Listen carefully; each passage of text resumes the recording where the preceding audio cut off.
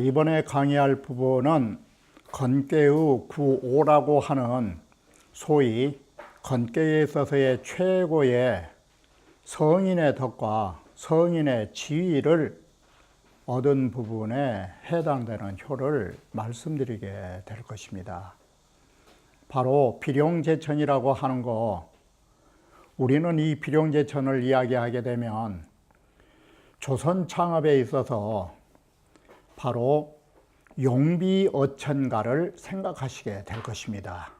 바로 용비어천이라는 말이 비룡이, 육룡이 하늘을 나르샤 바로 천자의 자리에 제위에 오르는 것처럼 우리는 이 비룡제천이라고 하는 데에서 바로 임금으로서의 그 자리에 올라가는 것이 어떤 것인가를 살펴보게 된 것입니다. 이렇게 해서 조선제의 창업을 찬양한 노래에 용비어천가도 이 건괴의 육룡에서 나온 것입니다. 이게 이렇게 해서 공자께서 어천이라는 문자를 쓰셨어요. 이게 육룡이 어천이라는 말을 거기에서 용비어천가가 나오게 되고 그 용비어천가의 백미는 바로 구오의 비룡제천에서 나오게 된 것입니다. 그러면 비룡제천을 말씀드리기에 앞서서 구사의 부분을 간단하게 정리하고 구오효로 넘어가고자 하는 것입니다. 구사의 혹약제연무구는 바로 요임금이 순임금에게 어떻게 했느냐, 여척제위하라, 너는 바로 이 황제의 자리에 오르도록 하라라고 해서 왕위를 물려주려고 하시니까 순임금이 양우덕하시다, 덕 있는 사람에게 저보다는 오히려 제위에 올라갈 사람이 다르다라고 하면서 양보하시면서 올라가지 않은 것입니다. 그러면 바로 덕 있는 사람에게 순임금이 양보한 것은 약이 아니라 재연에 해당되는 것입니다. 이게 앞에서 위는 구의 양과 사의 음의 자리가 바로 여기에서 어떤 뜻이 구양사음이란 말을 왜 썼냐면 앞에서는 미처 말씀을 못 드렸는데 구의 양이라고 하는 것은 약진할 수 있는 가능성을 갖는 것입니다. 반대로 음의 사라는 지위는 소극적이기 때문에 연못에 있을 수도 있는 것입니다. 바로 구양사음 속에는 혹약 재현할 수 있는 그 성질을 양의 덕과 자리로서 사실은 마련해 놓은 것입니다. 앞에 부분에서는 이 부분을 말씀드리지 못했던 것입니다. 그리고 두 번째로 상계의 아래에 거처하고 있다라는 것이 재연지상이 되는 것입니다. 바로 여기는 약과 바로 연이라고 하는 이 두 가지의 구성 요소는 개혁의 지음을 말해주는 것입니다. 그래서 뛰어 올라가면 황제가 될 것이요, 그대로 있으면 바로 태자의 현상을 가지게 되는 것입니다. 바로 이때는 성인의 덕을 가지고 있지만은 아직은 올라가지는 않은 것입니다. 바로 이때가 순임금은 덕 있는 사람에게 양보를 했더니 요임금이 그때 어떻게 합니까? 이때부터 섭정에 거하신 지 28년간의 세월이 순임금으로서는 어디에 해당되느냐? 재연 시절 28년에 해당되는 것입니다. 섭정의 자리가 이와 같이 수시 진퇴정목이라 우리는 때에 따라서 뛰어야 할지 아니면 연못에 있어야 할지 여기에 따라서 때에 따른 것이 우리는 그 상황에 따라서 한다는 거. 이 수시란 말이 뭔 글자 변형인지 아시겠죠?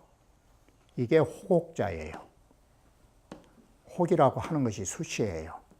이럴 수도 있고 저럴 수도 있는 것이에요. 그러면 무가 된다. 공자께서 문헌에서 어떻게 했느냐. 우리는 상하 무상이 비사하며 위로 올라갈 수도 있고 아래 자리에 있을 수도 있는 거, 그게 일정하지 않은 것이에요. 아래에 있는 사람은 항상 아래만 있으란 법이 없어요. 아래에 있는 사람도 어느 기간에 위에 자리에 올라간다라고 해서 그게 사악한 일이라고 할 수는 없어요. 다시 말하면 항상 아래에 있는 사람은 아래에 있어야 올바른 일이다? 이건 필요가 없는 거예요. 여러분들이 실력을 갖춰서 어느 기회에 어느 자리에 올라가는 거 정당한 거예요. 항상 아랫사람은 아랫사람에 있어야 한다라는 고정체는 없는 것이에요. 이게 상하무상이에요. 우리는 윗자리로 올라갈 수도 있고 아래로 그 자리에 있을 수도 있고, 이게 일정하지 않은 것은 이건 사악함이 아니다. 기회가 있을 때 올라간 것이 삿된 짓이 아니다 이 소리예요. 그리고 우리는 진퇴무왕, 앞으로 더 나아가서 높은 벼슬에 올라가거나 그대로 있거나 이게 일정하지 않은 것, 이것이 많은 사람을 배반하고 떠난 것이 아닌 거라고. 우리는 훗날 어느 직장 생활을 하면서 어느 사람이 진급을 해서 올라가면 같은 동료를 배반한 일이 아니에요. 그건 당연한 진급이에요. 마치 동료가 있으니까 다 함께 있어야만이 동지의식을 갖는다? 그런 거 필요가 없는 거예요. 이게 비이군이에요. 많은 무리를 배반하고 떠난 일이라고 그렇게 보는 것은 아닌 거라고. 그건 당연한 귀결이라고. 이렇게 해서 우리는 상황에 따라서는 아래에 있다가도 높은 자리에 올라갈 수 있는 건 당연한 일이다 이 소리예요. 여러분이 만약에 생각할 때 옆에 친구가 진급을 못해서 나까지 진급 않고 옆에 친구 진급할 때까지 기다리는 거, 그거 의리라고 생각하십니까? 그런 동정은 잘못된 것이에요. 서로가. 자, 다음으로 구원한 비룡제 전인이 이제는 나는 용이 하늘에 있다라는 것이에요. 하늘에서 나는 용이다 이 말이 되는 것이죠. 나는 용이 하늘에 있으니 그야말로 운행우시라. 구름이 날고 비가 뿌려질 거 아니에요 이게. 그러면 태급만방이요. 그 은택이 만방에 미칠 수밖에 없는 것이요.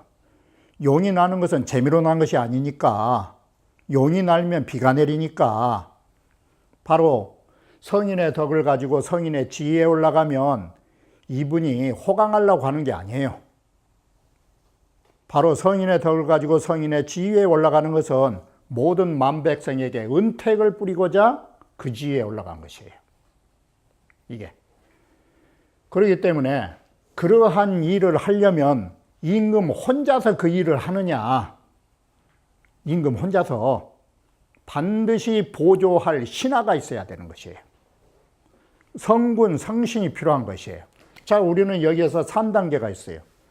비룡이라고 하는 것이 첫째에 성인의 덕을 가져가지고 이 성인의 지위를 얻게 되고, 그러면 여기에서 이 사람은 혼자 할 수 있느냐?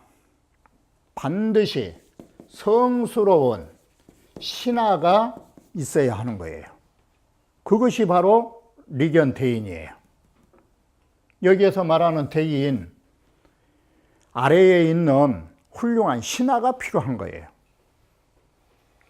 혀로 말하면 구의의 대신이에요. 혈용 대신이에요. 이렇게 해서 성군과 성신이 만나면 이건 태평천하가 되는 것이에요. 이게 그렇게 해서 리견대인이 나온 것이에요. 자, 구는 강건이요. 오는 중정인지 아시겠죠? 이게 강건 중정이 구온지 이제 이렇게 글을 쓰는 거예요. 주자가 항상 본인은. 강건 중정으로 그러면 이것이 뭘 말하느냐? 이것이 강건 중정이라는 네 글자가 성인의 덕을 상징한 거예요. 이게 성덕이에요. 다른 게 아니고. 강건 중정이라고 하는 성인의 덕으로 이 소리가 되는 것이에요. 이 구호풀이가 그렇게 되는 것이에요. 구호를 1차적으로 해석하면 강건 중정이라고 했죠. 그럼 2차적으로 하면 강건 중정은 뭐냐 하면 성덕이에요. 이게 이러한 성인의 덕을 가지고 이번에는 어땠어요? 오라고 하는 자리를 다시 해석하면 뭐가 돼요? 중정인과 동시에 제위가 되죠. 이렇게 높은 천자의 자리에 거처한다가 성인 자리를 간 거예요. 이게. 그래서 여기에 이것은 마치 이 성인지도 그 성인지라 성인의 덕으로 성인의 지위에 거처하는 것과 같은 일이라고 볼 수 있는 것이다. 이게. 고로 기상이 여차하고 그래서 그 상이라는 것은 비룡제천이라고 하는 상이 이와 같고 전법, 리견대인이라고 하는 거. 전법이 구의로 동하니 구의의 리견대인하고 똑같은 거 아니에요. 그러니 특소 리견자 특별히 대인을 보는 것이 이로운 그 대상의 인물이 누구냐면 제상지 대인이라 위에 있는 대인을 말하는 것이다. 이것은 신하 입장에서 말할 때는 이렇게 하는 거예요. 신하가 점괘를 뽑았는데 9.5가 나오면 내가 비룡제천이 아니고 비룡제천을 봐야 된다 이 소리예요. 여기가. 그런데 여기가 야규기라고 하면 이게 글이 뭘로 돼요? 본인이 천자죠. 이 경우는 만약에 그 지위를 가지신 천자가 일 경우에는 여기에 대인이 이제 뭘로 바뀐지 알겠죠. 점이라고 하는 것은 서로가 주빈이 바뀐다고 그랬었죠. 앞에서. 어느 누가 주체가 되느냐에 따라서 점이 바뀐다고 그랬죠. 그래서 만약에 그 지위를 가진 천자라고 한다면 즉위 리견 구의 제하지 대인이라 그럴 경우에는 구의 제하의 대인을 보는 것이 이로운 것으로 되는 것이에요. 이게. 그래서 우리는 점이라고 하는 것이 항상 어느 대상을 가지고 누가 점을 쳤느냐를 보는 것이에요. 이게. 여기에 따라서 점 보는 법이 달라지고 있다라는 것을 주자께서는 주빈이라고 그랬죠. 주체와 빈이라고, 객체라고.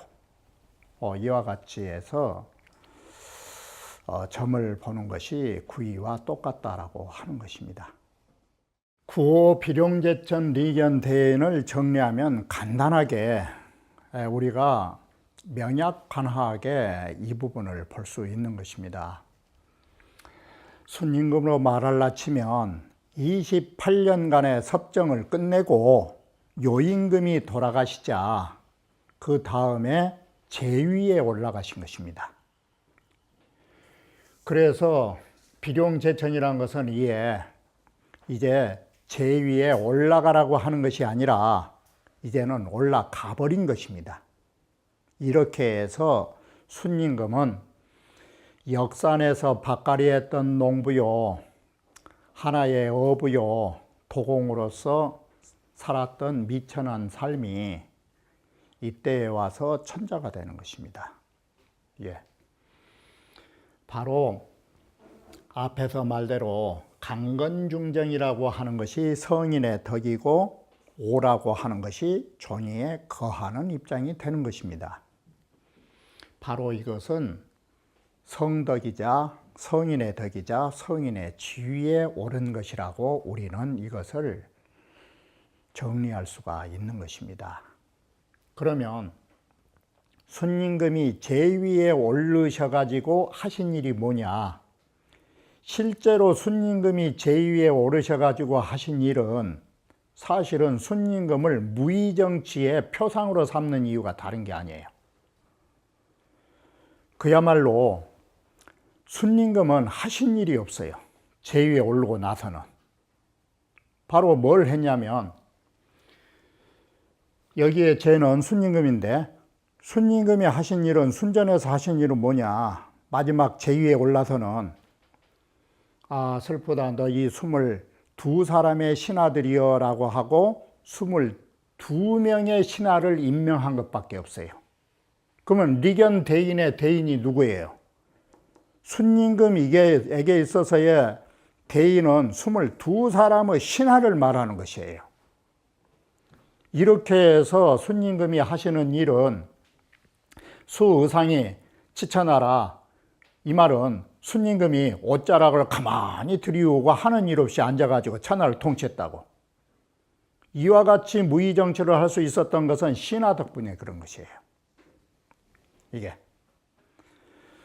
순임금은 5신하를 둬가지고 천하를 통치했다, 이렇게 공자도 말한 적이 있어요. 그러나 서전에서는 22사람을 임명함으로 해서 모든 조정의 임무로 포석은 끝난 것이에요. 이게 공자께서 말씀하신 5사람은 그 중에서도 대표고,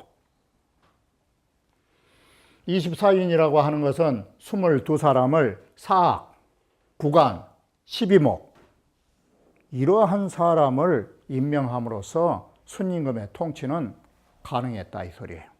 순임금이 하는 일이 없는 거예요. 이게. 자, 이렇게 해서 순임금의 리견 대인이 뭔지를 이제 아시겠죠. 이게 순임금의 신하 5사람하고 이 22사람을 임명함으로 해서 끝난 것이에요. 이게 대인 조야라라는 공자의 말씀이 있는데, 여기에 조자는 자결아, 일어날 작자, 문왕작하고, 맹자에 말하면 문왕이 일어났단 말을 듣고 라고 할 때 작자는 벼슬에 임금 자리에 올라갔단 말을 듣고가 작자죠. 대인 자결아, 이 말은 바로 대인이라는 말은 성인의 덕을 갖추신 대인이 바로 그 자리에 벌떡 일어나서 자리에 올라가셨다 뜻이에요. 바로 이분이 올라가셔서 무슨 일을 했느냐? 하늘과 똑같은 천인 일체가 되는 것이에요. 그래서 성인은 정치를 할 적에 하늘보다 앞서서 어떤 일을 해도 하늘이 그분의 하는 일하고 어긋난 일이 없이 하나가 되더라. 그리고 하늘을 뒤이어서 성인이 일을 벌려도 바로 성인은 하늘의 때를 받들어서 조금도 어긋남이 없더라고. 이게 성인의 덕을 가지고 성인의 지위에 올라서 뭔 일을 한 것이 됩니까? 이게 바로 하늘의 일을 다스리는 것이에요. 이것이 성인께서 덕을 가지고 지위에 올라가고 하시는 일이라고 보는 것이에요. 이렇게 해서 바로 필용제천이라고 하는 최고 성자의 최고의 정치가 무엇인가를 보여주는 것이 이 대목인 것입니다. 자, 상구라 하는 것은 오라고 하는 것이 황제의 자리인데, 황제 자리보다 높은 자리는 상왕이에요. 상왕. 왕위를 물려주신 것이에요. 요즘으로 말하면 퇴역 대통령들이에요. 이게 그 자리가 조심해야 할 자리가 뭔 자리냐? 이미 물러갔다는 사실을 아시고 낮춰야 되고 물러서야 되는 것이에요. 그런데 상이라고 하는 것이, 위라고 하는 것이 육효의 최고의 높은 자리에 있으니까 뭘로 가기가 쉬워요? 항자로 가는 것이에요. 지나치게 높아지는 거예요. 이게 상이 항자의 뜻이에요. 지나치게 높아져 버린 것이에요. 그런 용인이 여기에서 우리가 건교에 6회를 봤지만 나쁜 괴가 하나도 없었죠. 바로 항이라고 하는 지나치게 높은 것은 뭘 불러들이느냐? 후회를 불러들인 것이에요. 이게. 그래서 후회를 불러들이지 않고 항이 아니 되면 되는 것이에요. 이게. 상자는 최상일효지명이요. 가장 윗자리에 있는 하나의 효의 이름이다. 상자가. 항이란 뭐냐? 과오상이 불능하지어라. 위로 지나치게 올라감으로 해서 불능하, 능이 다시는 낮추지 않는 것. 이걸 항자를 쓰는 것이다. 그래서 항자는 과거지 그래요. 지나치게 높다. 양극어 상하야, 양이 가장 윗자리에 다함으로 해서 동필유해라. 여기는 동자가 복수사죠. 움직이는 일마다, 하는 일마다 반드시 후회를 가져오게 되는 것이다. 이게 지나치게 높으면. 그러므로 그 상점이 이와 같아서 모든 일에 후회를 겪게 될 것이라고 말한 것입니다. 상구 항룡유해는, 항룡이라 하는 것은 상인 줄 우리는 누가 다 알 수 있는 것이고, 유해는 점인 것입니다. 바로 순임금의 입장에서는 항룡유해를 했느냐, 항룡유해가 잘못인 줄 알고 순임금은 어떤 처지로 상황의 개념을 처신하느냐. 순임금은 바야흐로 우임금을 명해서 섭정에 거하게 함으로 해서 상황 노릇을 하지 않으려고 하는 거예요. 이게. 항이라고 하는 개념은 과거상이 불능하해서 쉽게 표현하면 과고 그래요. 항상. 지나치게 높은 거라고. 예. 그래서 순임금은 우임금에게 명하여 섭의를 바로 맞게 함으로 해서 순임금은 뭘 하셨느냐. 지 진태존망이 불실기정이라 내가 물러날 때가 됐구나. 내가 나아갈 때가 됐구나. 진태존망을 알아가지고 그 정도를 잃지 않은 행위로 해서 항룡유해가 되지 않았다라고 하는 것이에요. 이게. 바로 항룡은, 사람은 너무나 기고만장한 사람들은 항상 잘못을 불러들이게 되는데, 그 잘못을 불러들이게 된 원인이 어디가 있냐면 삼부지예요. 자신의 처지 3가지를 모르는 것이에요. 이게. 이 삼부지로서 후회를 초래하게 된 것이에요. 그게 뭐냐면 주역에서 나오듯이 이 항이라 하는 것은, 항이라고 말하는 것은 어떤 의미냐면 지진이 부지태예요. 사람은 옛날 과거 생각하면서 계속 옛날 잘 나갔던 시대만 생각하고 오늘날 내 자리가 이제는 물러갈 때라는 것을 모르는 데서 이 부지, 뒤돌아설 줄을 모르는 데서 잘못을 범하게 되고, 두 번째, 모든 것은 예전처럼 그대로 존재한다라는 사실만 알고 있지 시대가 변해서 지금은 나에게 그런 실권이 없다라는 사실을 모르는 것이에요. 이게. 그리고 대통령 자리에 있을 때는 모든 일이 잘 되는 것만 알았지 대통령 물러나고 나면 그게 종이 호랑이라는 사실을 모르는 것이에요. 그게.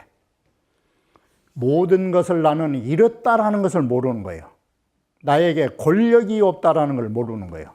바로 이 3가지의 부지에서 사람은 그 추악하고 그 부끄러운 후회를 가져오게 된 것이에요. 이게. 자, 우리 육효를 보시면 사실은 상구는 육효에서 최고 윗자리지만 이에 유사한 걸 찾은다면 구삼이에요. 구삼도 아래에서 윗자리지 않아요. 이게 공통점이 하나는 하괴지상이고 하나는 상괴지상이에요. 그래서 사실은 삶도 지나친 거예요. 이게. 그런데 거기에서 묵으로 떨어질 수 있는 것은 석척약이에요. 종일건건 석척약을 해서 조심을 했다고. 그래서 이 과라고 하는 것이 무마된 것이에요. 지나친 강이.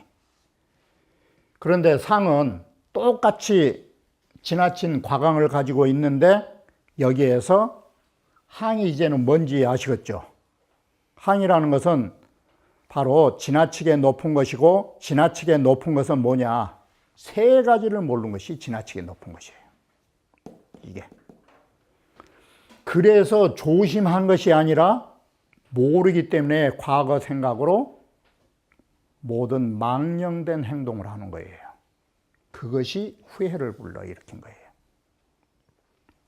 자, 이렇게 보면 사람이 사는 것이 그런 성인의 덕도 막서나 책이요, 매사를 조심하는 것보다 더 좋은 일이 없었고, 성인도 그래서 삶이라는 것은 지나쳤지만 무구가 되고, 반대로 상은 어쨌어요? 막 불선의 항이라 사람은 기고만장해서 거만하는 항보다 불선, 더 나쁜 것은 이 세상에 없더라. 바로 성인의 덕을 가져도 우리가 겸손하지 못하고 기고만장한 삶을 산다라는 거, 이게 후회를 불러일으킨다라는 경고의 이런 메시지를 전하고 있다라고 하는 것입니다. 그러면 다음 강좌에 이어서 말씀드리기로 하겠습니다.